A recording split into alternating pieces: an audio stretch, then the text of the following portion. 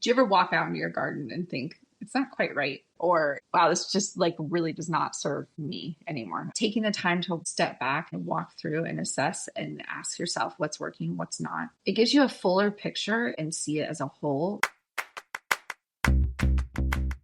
Welcome to the Relish Gardens podcast, where we have conversations about the intersection between the garden and your life and how all those things are intertwined, how to care for your space, how to prune, basically everything that is related to the design and development of a garden and the keeping of a garden. I'm Claire Liddell Hannon. I'm the founder and lead designer at Relish Gardens, where we build, design, and maintain beautiful gardens. Let's dig in. Today we're talking about the question that is often in the back of people's mind. Do I like my garden? Is this what I set out to create, or is there something off? So today we're giving you strategies on how to assess your space in a way that helps you look at it more analytically and figure out why it feels off. In the second half of today's episode, I'm sharing a conversation that I had with Stevie. She's one of the horticulturists here at Relish. She's been here with me since the start, and she is out in the field every day, walking through sites, collecting data, assessing situations, and doing the work to make these gardens beautiful. Whether you're a new gardener or you've been at this for a long time, I hope you'll find something in this conversation that you'll be able to take away. When you pull back and do an assessment of a garden, you're looking at it from an outsider's view. And I think if you do that, you can kind of make those decisions on what to keep, what to get rid of, and what kind of changes need to be made to accomplish the kind of garden that you're looking for. I think having those really tough questions is a way that creates an ease to moving through the garden that is, I think, what we're looking for when we are in a garden. If you don't take the time to assess it now, you're not going to know which things to divide, which things to cull. Things will have fallen, things will have died back, and all of a sudden it's just time to clean up. Your mind will forget those and you'll just go into work mode. When we assess a garden, it's both a horticultural assessment and an aesthetic assessment. So it's kind of two-pronged, looking at things from kind of a holistic view of how are these plants doing in the garden? Are they thriving? And so when we're doing an assessment of a garden, we'll walk through, we'll first look at the horticultural issues that are happening in that garden, whether good or bad. So some things will be telling you, hey, I love it here. This is great. And we're like, great, that's great. Other plants will be telling us that there's a problem. And then from an aesthetic side, I'm walking through it and I'm assessing it for does this color palette work? Is there things here that are off? Are there things here that are too overgrown and they give you the wrong feeling when you're walking through the space? And so we're really looking about how to bring something from 60% to 80% or 80% to 100%. So it's that little needling that really levels up the feel of a garden. If you are somebody who likes open spaces and open vistas and this feeling of expanse, a garden that is starting to overgrow and come in at you, that's one way to tell whether or not this garden isn't working for you anymore. I've heard from clients, it's I like the chaos of it all, but what they really like is the controlled chaos of it all. So it's figuring out where you're comfortable and then editing towards that is really valuable. If you're looking at a space and it feels chaotic, you might be somebody who likes kind of that free-flowing sense of a garden, but then you look at your garden and you just think it looks muddled. One of the things that you can kind of take a look at is, okay, what's the color palette that's happening here? And I think if you just take a look back and look at it analytically, what you'll see is there's way too much going on here. So it's figuring out where you're comfortable. And then if it's feeling off, it's can I scale back some of this? Or maybe I need to pull out all of the red because it's really not working with this pastel palette. There's different ways to think about your garden. Think space, color palettes, and then looking for diseased, dead, and not thriving plants. I think those got to go. That's the quickest way for a garden to not give you what you're looking for. Pay attention to what is thriving in your garden and repeat that. If you're looking at something that's thriving in your garden, you step back and go, okay, what are the attributes of this plant? Okay, this plant thrives in moist shade. So, looking at the habitat that it's in and thinking, okay, what else thrives in moist shade? Planting the right thing in the right place is always going to be the best solution for a garden. Trying to fit something into a space that just doesn't want to be there never goes well. I think that there's a couple different stages in life where you see significant changes in the needs of a garden. And kind of what I see is that it's when people have children, it completely shifts what they're looking for from their space. And then it's as people age or illness. I was in a garden that we had worked on before, and the intention was a lot of interest in kind of meadowscapey with perennial plants and whatnot. So it had a lot going on, but the homeowner's life had completely changed. And so that kind of garden was no longer going to be something that could be maintained well. And so now we're looking to simplify it to accommodate, just life changing. A lot of gardeners who have been active gardeners throughout their lifetime, sometimes these gardens can be really complicated, and gardeners attached to their plants. It's not uncommon for me to go out to a garden and have the gardeners, they tell me, so-and-so gave me this, and then I divided it, and then I divided it again. I divided it again. Can we divide it again? And so they've gotten to the point where the space needs a lot of editing, because as plants grow and mature over, a lifetime, they outgrow their space. And so gardeners who once were trying to bring all these plants in are now at a place where they have to really think about how to give it out. And sometimes that's a very different dynamic and a practice that they might not be as comfortable with, because so much of like beginning a garden is acquiring, plants and different species and specimens and whatnot. And then you get to a place where it's like, okay, this garden is way, way too complicated. One of the things I like to encourage people to do if they're in that place is to think about getting involved in their local garden club or those spaces, because they have annual sales. And so the gardens that are in those clubs, they contribute from their own gardens. And this is a really great way to kind of give back to new gardeners and to kind of develop new gardens. And then it doesn't feel like you're like throwing away your babies, you're giving them to the new garden and people who are setting up and building new gardens. It's kind of one way to give back.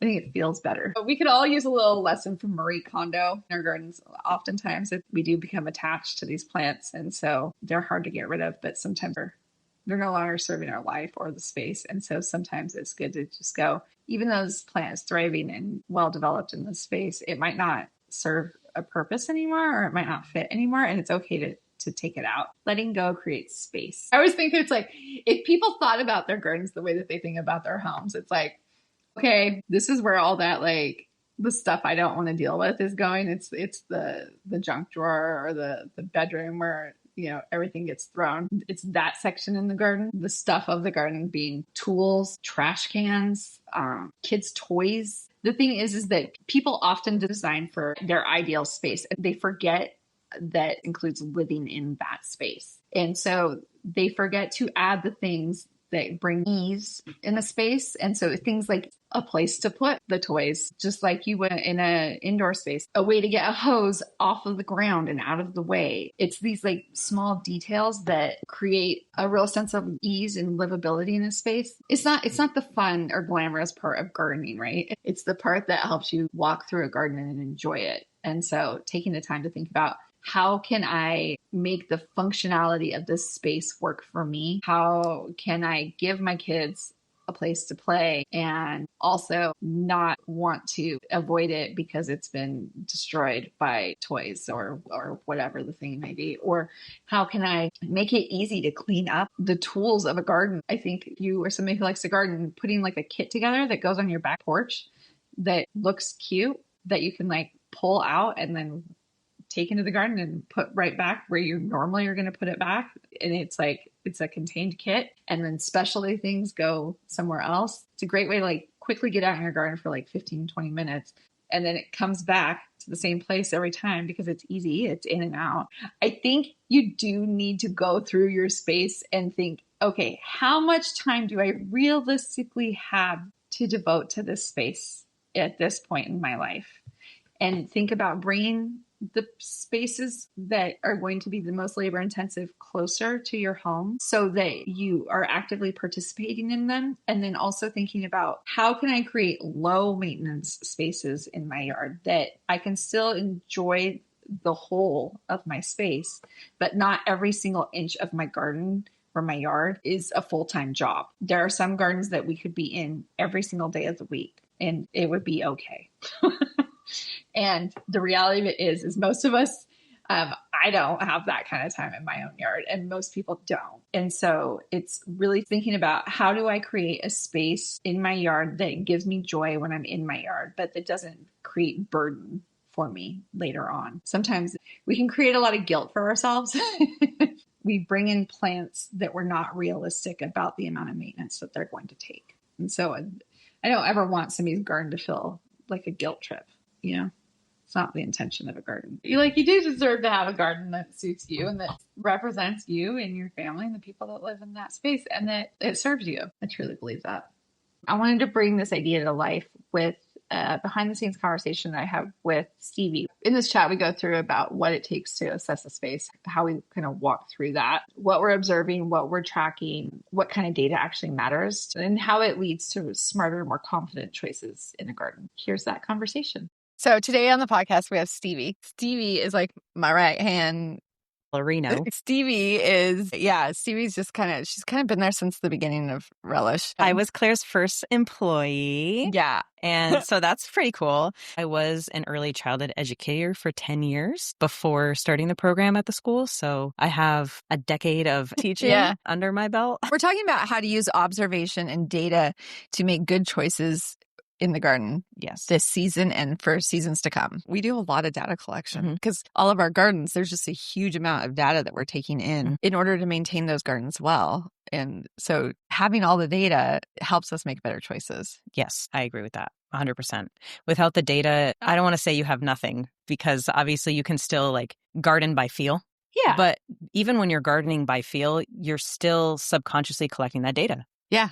Yeah. And I mean, we have to do it on a bigger level because it's we're taking care of so many gardens. And so, we only get so many hours on those sites. We really need to make them count. So we're taking notes, what needs to be done next time? Where are the holes? Is there anything that's not working? What can we do to better achieve that? We're observing in the gardens. We're observing the shade. We're observing the sun exposure. Yeah. We're observing how much sun and how much sun per portion of the day that space gets. That's huge. How much water that space gets. Is it a place that gets saturated with water, or is it a place that needs more supplemental watering throughout the day or throughout the week? How much heat, right? Just because it's getting sun doesn't mean that it's really hot. If you're looking at a spot next to your driveway, maybe, for example, and you have a heat sink because you've got a black driveway and right next to it is the sidewalk. And so you're getting a lot of heat from all of those spaces. It's all bouncing off into this one little area that you're trying to plant out. And so it's important to take those observations. Yeah. And then I think the other thing too is looking at the plants, looking at the plant health. So am I seeing yellowing on what should be a really green leaf? That's going to tell me that there's something going on. It might be, it's lack of nutrients. It might be waterlogged. It says, hey, I need to investigate further. And then am I seeing bugs? Is something getting eaten? A lot of times if I see aphids, that means something else is going on and I need to investigate more. What's thriving? The things that are thriving, you go, ooh, this is thriving. Okay, what does that plant require? Because the things that plant requires, you can often take that information and swap it out with a different plant that has the same kind of needs. Yeah. And so it's a good information to say, plants like this, like XYZ, will like my garden. So plants that like shade, dry shade, they will like my garden. There's only so many, but there's a plant for everything. And so it's what you're looking for is the information, you're reading the plants. And so the plants are saying, hey, I really like this spot, or I really don't like this spot. And then you go, well, why? Taking all the information and saying, okay, the plant is in full sun on a slope. And so it's probably getting really good drainage. So this plant likes full sun and it likes good drainage. So I'm going to look for plants that on the tags that say, hey, I like full sun and I like good drainage. And this might be a really great plant to put in my own garden. Now, I take the information that I see in my own garden, and when I'm at the nursery, I can say, this information matches up with the information on this tag and it's the same. And so that's a really good indicator that this might work really well. I agree. I think that there's something very valuable in writing down your data and writing down your observations and thinking about what I'm going to do next and thinking about why you're doing that. Yeah. And why you're making those decisions. It's so hard for me it's hard for me to break out a notepad while I'm gardening. It's I have to take off my gloves. I have to I have to get, a notepad out, but I've been using a lot of voice recording lately. So it's just like, you just hit your phone and you're like, okay, da da da da, and then you can transcribe it and then stick it somewhere else. That's very useful. I know for me, when I'm done at a client's property, I walk around the entire property and I take pictures of everything that I did. And I'm taking pictures of everything that I'm observing so that I don't forget anything, right? Because it's important to let our clients know what we did, especially since you've said before, the best maintenance is the maintenance that nobody notices. Nobody notices it because you did such a good job. Yeah. And we're working on gardens all over the region. And so even in those like little tiny microclimates, what works in this garden in May, it's like, oh, you plant your peas at this time. Well, okay, that doesn't work at this other garden because it's way too cold because it's, it's in its own little microclimate. Or another garden, it's like it's flourishing faster. I mean, we see the same plants in different gardens and they're doing different things at different times of the year. Absolutely. And so I think recognizing we're making those notes for ourselves as well as our clients.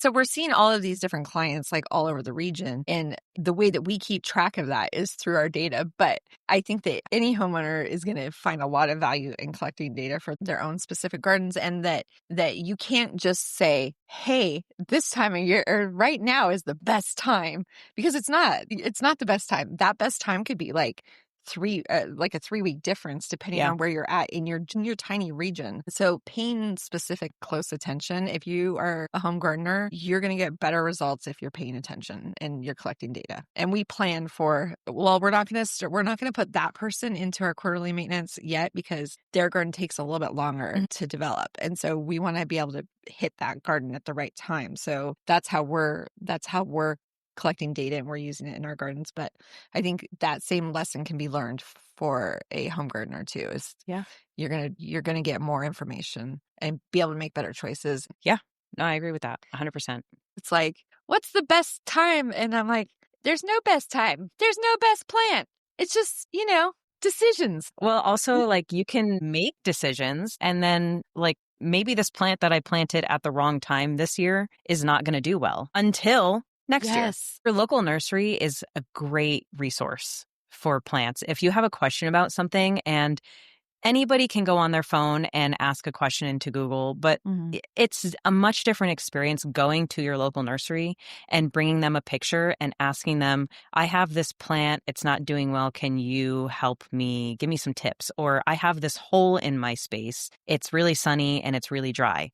I don't know what to put in it. Nothing is thriving. Can you help me figure out a plant that fits in this space? And like you said, the people at your local nursery, they really care about plants. Yeah. They really want to help you, and they will do their darndest to help you in that specific space. We keep hearing this, and somebody else has said this, but plant people want to share. We're not in this industry because it's super lucrative. We're not trying to gatekeep information. Yeah. I would say that most people that are in it, it's like, you know what else I got? I got this other cool plant. It's like Pokemon collectors. It's like, that's what you want to share this? You want to have a little piece of this? I'll take this. I think it's a great really plant, cool. And I want you to share with it. Yeah. So it's just people in this space in horticulture. I don't know. My experience has only been positive. Yeah. Everybody is super nice and wanting to help each other and teach each other and learn. And so with gardening, it's this push and pull. I think the tendency is just to go I'm going to go to the store and I'm going to buy all this stuff. And it's like, that part isn't gardening. That's fun. It's part of gardening, but it's not all of gardening. And so much of gardening is the observation, the being in the space, quite frankly, the chores of the garden. I do think that if you're looking for something and you're stuck, having data, taking that data to the nursery, your local nursery, and talking to the people there is a great way to find a good plant that's going to thrive in your area. It's really about finding a good space to get trusted information and then make good decisions. And the good decisions come from the data. Collect your data. You have to read the tags is a really good tip for all you homeowner gardeners out there. Read your tags, read your plant tags, read how big your plant is going to get, because that's going to determine how big of a hole it's going to fill. If I have a hole that's 3 feet wide, I probably shouldn't buy something where the tag says it's going to get 6 feet wide, because you're constantly going to be battling that plant. Yeah, that's it grows, high maintenance. Yeah, that's a high maintenance plant at that point. You just made it high maintenance. You made it could have been low maintenance, but now it's high maintenance because you stuck it in there. I mean, sometimes you do that though. I mean, sometimes there's a reason, but you have to know that like I'm making this choice and that now that plant is going to require maintenance every season or like at least once a year. Yeah. Yeah. That's okay if you're going to put the time into it. There's nothing wrong with that. I think that as people are going into a garden, there's never one right answer. Absolutely. And I think you have to really keep like a flexible mindset on how you can solve the problems that you're seeing in your gardens. We were just back at that property on Sammamish.